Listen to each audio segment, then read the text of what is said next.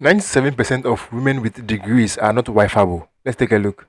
97% of women that go to college are not wifeable. And before you get emotional, studies have shown college educated women are significantly more likely to delay marriage and prioritize career over family compared to previous generations. Going to college means spending 4 years conditioning women to be workers, to show up, follow instructions, climb the ladder. But by the time she graduates, she's perfectly trained to listen to her male boss more than her own man at home. Within those 4 years, women are placed into environments that normalize hookup culture, drinking, partying, hyper independence, the whole I never need a man mindset, and also just the feminism that her college friends operate from. And because women are highly influenced by their environment, both emotionally and socially, most women unfortunately become products and conditioning of that culture without even realizing it. Not every woman, but 97% of women do, because a woman's natural instinct is to follow. And that natural follower instinct for women isn't a bad thing if they actually follow the right things. And let's be honest, it's hard to beat 4 years of indoctrination. That's why finding a feminine, family-oriented, disciplined woman today feels really rare. But don't worry, they're out there, but she just probably won't have a degree. And make sure to follow for more common sense content. Yeah, man, I agree with what she's saying. I don't really have a research or I don't really have the statistic to back this, but majority of ladies per se who go to college have the mentality of I want to make my own money so that no man can mess with me. Right? Or due to how the system is, they find themselves in a loop where even after graduating from college, they struggle to get good jobs, and even those with good jobs also struggle to keep their finances in check because the expenses involved and everything is kind of draining. So most of them find themselves in this situation. Most ladies complete college by 23, 24 years. And having to chase your dream job definitely will end you somewhere around 27. By the time you'll be able to gather enough money or enough resources for you to call yourself a wife, you may be in your 30s. Most ladies in their 30s are not wifeable, and that's the truth. They come in with a lot of baggages and all those kind of stuff, expecting the men they are with to endure whatever they are coming with. Some of these ladies say, you have to accept me for who I am. And meanwhile, their attitudes are very, very rough.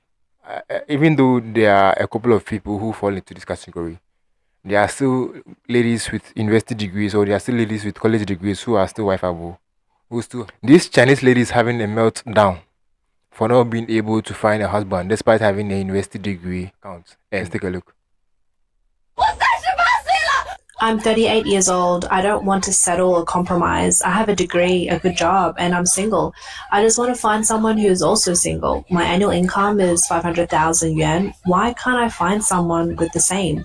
I just want someone who is a good match. Why is it so hard?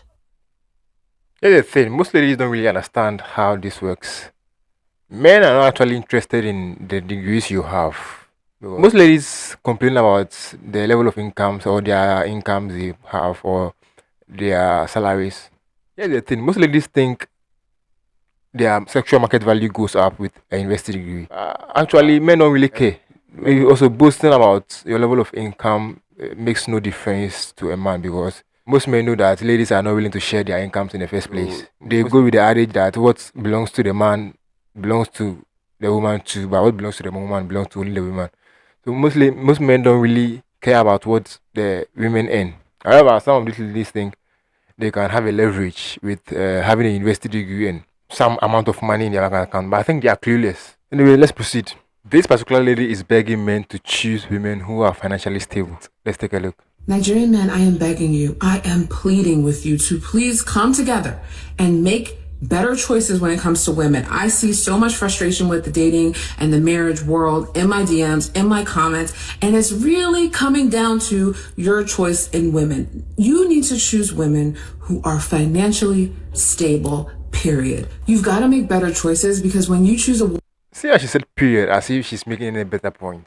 Woman who is not financially stable and who has a family that is not financially stable, you cannot be surprised that when you date and marry her, she is requiring that you take care of her and her family. And do you know that financial stress is a silent killer? So essentially, you are killing yourself by taking on additional financial stress. Is that what you want? And before y'all come for me in the comments, what I am not saying is that women who come from financially disadvantaged backgrounds should be left alone. They should be productive. They should be trying and striving and trying to make something of their life and not sitting around waiting to be married so that they can have a better life. Do you see what I'm saying? And I'm not just talking about your choice of women at home. I'm talking about also your choice of women abroad. So when you're choosing American women and you're going through the visa process, you see her salary. If she's living at or below or just around the poverty line, that is where the narrative that men come over here and become slaves comes in, because she is not going to be financially stable enough to take care of you. You're going to have to take care of the household. So when you're choosing somebody, you have to be smart about it. I need you to evolve past picking people for their domestic skills. Domestic servitude on the behalf of the woman makes her entitled to your money. Here's the solution. We all should know how to fulfill our own basic needs of food, clean house, and a shelter. Because there is no way that our relationship issues would continue down this path if we could all do for ourselves and we focused on choosing aligned partners and not partners that can help us survive in the world.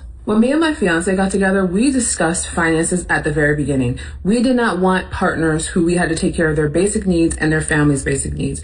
And that was our agreement and our discussion, so we could connect on alignment, respect, admiration, love for each other, and not survival. So the narrative, guys, of, oh, I don't care about what the woman does, it doesn't matter what the woman makes.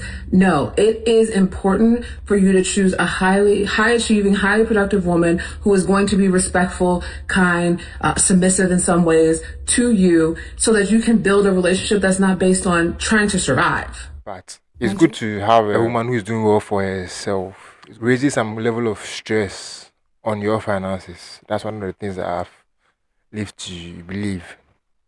When you have a woman who makes her own money, the financial burden on you becomes somehow relieved. However, this is a problem. Most of these ladies, in most cases, come with a lot of baggage. They come with some authoritative mentality, thinking they are better, or they come with the mentality that any little problem they can live and fend for themselves. So my point is if you are a man, right, the most important thing you should look for in a woman is to make sure that she's very respectful, she's very caring, and she's very generous. If these three qualities from that particular woman happen and she has money in addition, it's a plus to you. However, don't make it a priority to focus on a lady who has a lot of resources without you knowing whether she's respectful, she's kind, and she's caring. So the most important thing is that make sure this lady is caring, kind, respectful, submissive. Once you meet these qualities, I believe you can go ahead and marry, and just make sure that you work harder to take care of your family and her as well, and everything will be in place. But it's a good thing if she also comes along with some level of resources where it can help offset some financial burden on you. Hello. Hey guys, what do you think about this compilation? Let me know your concerns in the comment section, and don't forget to give me a thumbs up. Peace.